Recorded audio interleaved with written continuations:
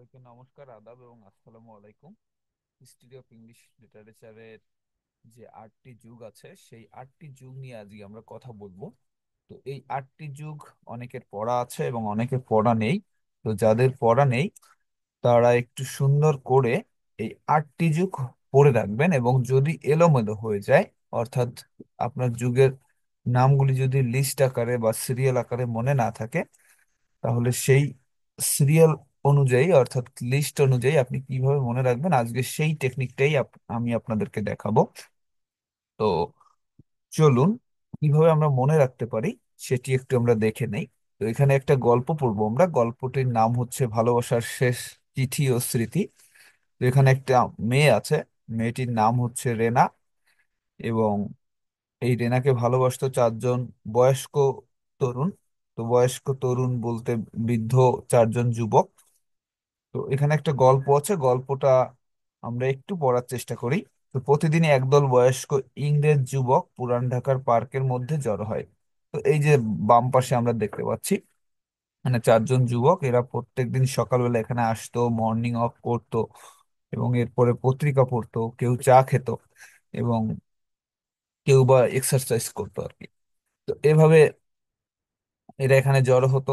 আর অন্যদিকে তারা সবাই একটি মেয়েকে ভীষণ ভালোবাসতো।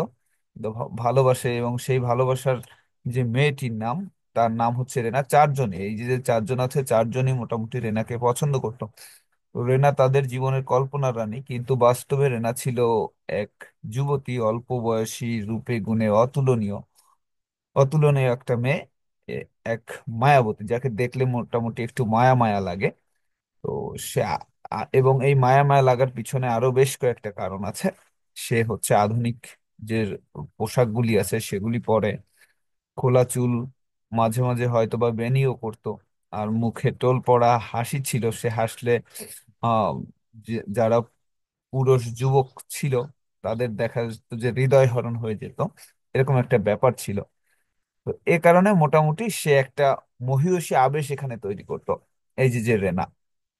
এরপর যেটা হলো, রেনা, এই যে যে কোয়ালিটি গুলো রেনার মধ্যে ছিল, এ কারণে রেনার মধ্যে একটা আধুনিক যুগের যে প্রতীকী ছায়া আমরা দেখতে পাই।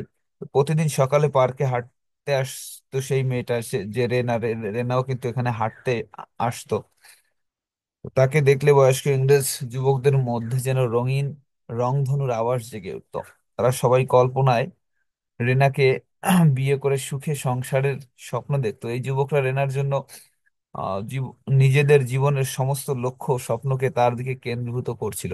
আচ্ছা, কেউ হয়তো বা জিজ্ঞেস করতে পারেন বা ভাবতে পারেন যে আচ্ছা, তাহলে কি এই বয়স্ক যুবকদের কোনো স্ত্রী সন্তান ছিল না? থাকতেও পারে, না থাকতেও পারে, এই প্রশ্নের উত্তর আমিও জানি না। যাই হোক, দেখেন, তো রিনাও খুব একটা আহ, স্বাভাবিক প্রকৃতির মেয়ে ছিল না। সেও একটু চঞ্চল টাইপের, দুষ্টু টাইপের একটা মেয়ে ছিল। সে জানতো কিভাবে এই যুবকদের হৃদয়ে মোহ সৃষ্টি করতে হয়। কখনো তাদের দিকে তাকাতো সে এবং মিষ্টি মিষ্টি হাসি দিত, কখনো প্রেমপত্র নিয়ে খেলা করতো সে, অর্থাৎ চিঠি বিনিময় করার চেষ্টা করতো, আর বিভিন্ন অঙ্গভঙ্গি তো করতোই। তো যুবকদের ভালোবাসায় সাড়া না দিয়ে বরং তাদের আবেগ নিয়েই মজা করাই ছিল আহ রেনার নেশা। তো যেহেতু একটা যুবতী মেয়ে, সে অবশ্যই একটা আধুনিক আধুনিক টাইপের রোমান্টিক একটা স্মার্ট ছেলের সাথে অবশ্যই প্রেম করবে। এখানে বয়স্ক যে যুবকরা ছিল তাদের সাথে আর কি সে টাইম পাস করতো, এরকম একটা ব্যাপার। হ্যাঁ, এরকমটাই ছিল। তো সে কারণে যুবকদের সাথে একটু প্রেম প্রেম খেলা করতো আর কি। তো একদিন রেনা যুবকদের সবাইকে আলাদা আলাদা করে ডেকে চুপি চুপি এক একটি চিঠি দিল।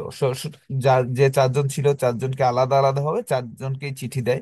তো সবার চারজনের মনে তো তখন মনে করেন যে নেপালের ভূমিকম্প হওয়ার মতো একটা অবস্থা, বা কারো মনে সুনামি, এরকম একটা ব্যাপার তৈরি হয়। তো যুবকরা হচ্ছে তাকে যে ভালোবাসতো, এই এতটাই ভালোবাসতো তাকে যে যে কেউ চিঠি খুলে দেখার সাহস পর্যন্ত করে নাই।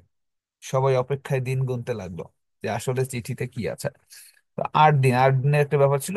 এই রিনা যখন চিঠি তাদেরকে দেয়, তো তখন বলে যে চিঠি আজকে খোলা যাবে না, 8 দিন পরে চিঠিটা খুলতে হবে। তো তারা যেহেতু তাকে ভালোবাসতো চারজনেই, আর আরেকটা ব্যাপার এখানে ঘটে, সেটি হচ্ছে চারজনের কেউ কিন্তু জানতো না যে চারজনকেই রিনা চিঠি দিয়েছে। সবাই আলাদা আলাদা এবং কেউ কারোর সাথে কথা নাই, যদিও তাদের মধ্যে একটা ভালো বন্ধুত্ব আছে। 8 দিন পর যুবকরা রেনার বাড়িতে হাজির হলো। সেদিন রেনার বাড়িতে জমকালো আয়োজন। তাদের মনে ছিল দারুণ উত্তেজনা। চিঠি খুলতেই দেখা গেল সেটি কোনো প্রেমপত্র নয়, রেনার বিয়ের কার্ড। রেনার বিয়ে ঠিক হয়ে গিয়েছে।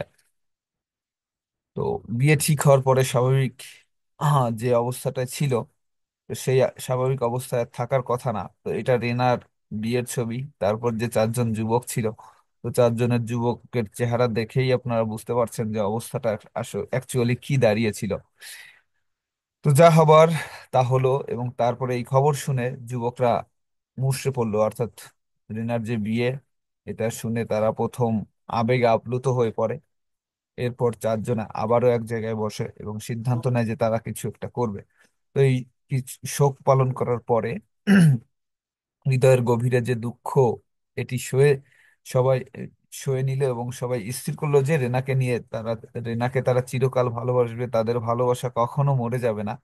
তাই নিজেদের স্মৃতিকে অমর করে রাখতে তারা পার্টিকে নিয়ে নতুন ধারায় নিউ নিও ক্লাসিক্যাল করে সাজালো। আচ্ছা, নিও ক্লাসিক্যাল বলতে ক্লাসিক যুগের যে ব্যাপারগুলি ছিল, সেখানে অনেক দেব দেবতা থাকতো, মন্দির থাকতো। মন্দির হচ্ছে ডেলফির যে মন্দির ছিল, আপনারা হয়তো গ্রিক সাহিত্যে পড়েছেন। তো সেই ব্যাপারগুলি এখানে তুলে ধরার চেষ্টা করছিল। এবং এখানে ছিল অনেক ফুলের গাছ, ফলের গাছ, অনেক সৌন্দর্য বাড়িয়ে তুলেছিল আর কি।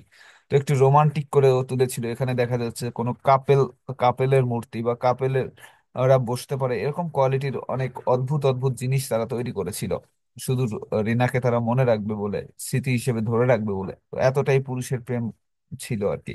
তো শাহজাহান যেমন তাজমহল তৈরি করেছিল মমতাজের জন্য, তো এরা 4জন বয়স্ক যুবক এই রেনার জন্য এরকম তাজমহল করতে পারেনি, বাট একটা পার্ক নির্মাণ করেছিল। আচ্ছা, এবার রেনার নাম তারা পরিবর্তন করে দিয়েছিল, যেহেতু তার বিয়ে হয়ে যাচ্ছে। তো বিয়ে হয়ে যাওয়ার পরে রেনার নাম মোটামুটি রানী বলা যায়। তো রানীর সঙ্গে একটু কুইন, কুইন ভিক্টোরিয়া তারা নাম করে দেয়, কুইন ভিক্টোরিয়া, কারণ তাকে তখন কুইন ভিক্টোরিয়ার মতো লাগছিল। যদিও কুইন ভিক্টোরিয়ার বিয়ে হয়েছিল কিনা আমি শিওর না, হতেও পারে। আচ্ছা, ইংল্যান্ডের উনি রানী ছিলেন, একটা সময় ইংল্যান্ডের রানী ছিলেন কুইন ভিক্টোরিয়া। তো তার নামেই মূলত এই নামটা করে। এবং এখানে যে যুক্তি আছে, এই যুক্তিও কিন্তু কুইন ভিক্টোরিয়ার নামে। আপনারা যারা হিস্ট্রি অফ ইংলিশ লিটারেচার পড়ছেন বা পড়েছেন, তারা সবাই হয়তো বা জানেন। তো পার্কটি হলো একটি আধুনিক পার্ক, যা আধুনিকের চেয়েও আধুনিক। আচ্ছা, আধুনিক যুগে আমরা দেখতে পাই পার্কে বিভিন্ন সুযোগ সুবিধা থাকে। তো তার থেকেও আধুনিক হলে অ্যাকচুয়ালি কেমনটা থাকতে পারে আমরা যদি একটু কল্পনা করি বা চিন্তা করি। ধরেন সেখানে খাবার দাবার থাকবে বা যাবতীয় যা কিছু আছে সবকিছু এরকমটা থাকবে। তো এটি নিয়ে এই পার্কটি নির্মাণ হয়। তো এখন একটু আমরা ব্যাখ্যাগুলো দেখে আসি, এবং এই এক লাইনটা আপনারা বেশ কয়েকবার পড়ে মুখস্থ করে ফেলবেন, তাহলে এজগুলি আপনাদের মুখস্থ হয়ে যাবে। তো দেখেন, প্রথম আছে ওল্ড ইংলিশ। ওল্ড ইংলিশ বলতে বৃদ্ধ যে যুবকরা ছিল, যে ওল্ড ইংলিশরা মধ্যযুগীয় রেনাকে নিয়ে রোমান্টিক ভিক্টোরিয়া পার্ক নির্মাণ করেছিল, যেটি এই মডার্ন যুগেও পোস্ট মডার্নের সমতুল্য। তো ফাইন, দেখেন এই একটা লাইনে আপনাদের মনে রাখতে হবে। আর বাদ বাকি যেটুকুন উপরে ছিল গল্পটা, এটা জাস্ট মজা করার জন্য এবং বোঝার জন্য, যাতে করে আপনাদের মনে থাকে। তো দেখেন, ব্যাখ্যাটা আমরা একটু দেখে নিই। ওল্ড ইংলিশ অর্থ অর্থ অ্যাকচুয়ালি এর পূর্ণটা হচ্ছে old, the old English period. মধ্যযুগে বলতে দ্য মিডল ইংলিশ পিরিয়ড। রেনা বলতে দ্য রেনেসাস পিরিয়ড। নিয়ে বলতে দ্য নিও ক্লাসিক্যাল পিরিয়ড। রোমান্টিক বলতে দ্য রোমান্টিক পিরিয়ড। ভিক্টোরিয়া বলতে দ্য ভিক্টোরিয়ান পিরিয়ড।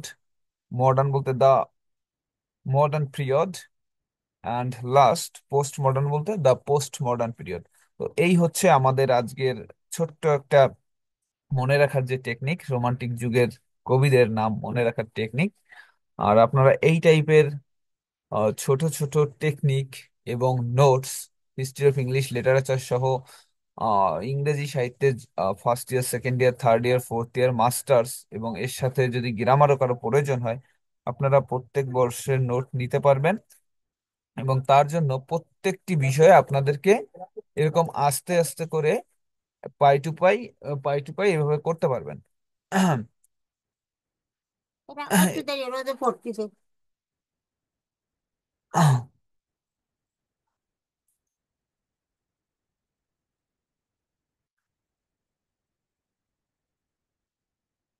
থাকতে পারে।